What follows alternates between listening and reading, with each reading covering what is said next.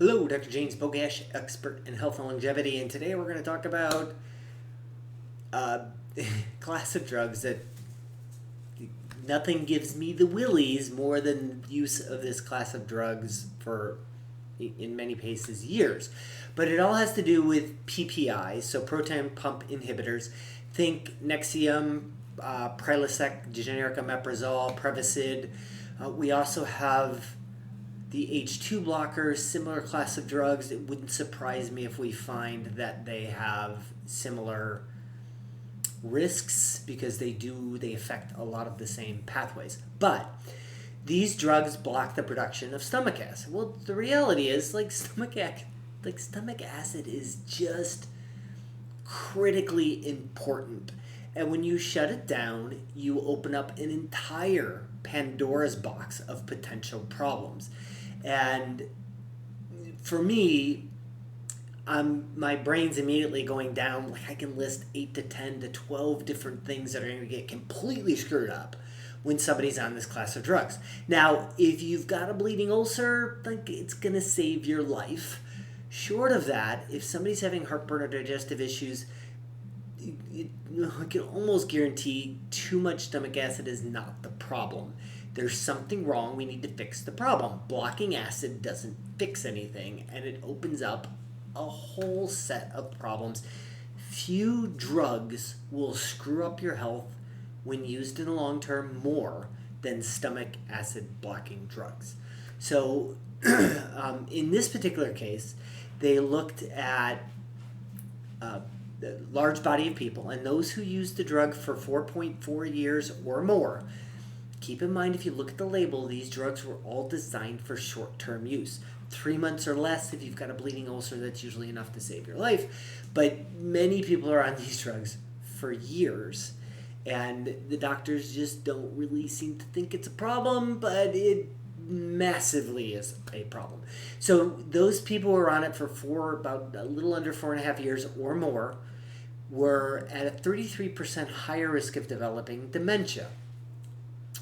So clearly it's doing something to affect our brain. There's a couple different pathways by which this could be affected.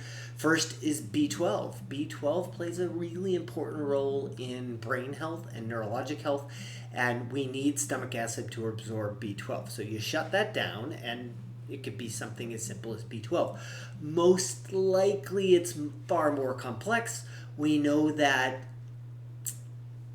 this properly functioning stomach and stomach acid kills off most of what it's exposed to. So let's say you eat something and it's got some bacteria or virus or mold or something on it. Your stomach acid is going to rip that to shreds. If you're on a drug that blocks stomach acid, stuff starts getting through that it's not supposed to.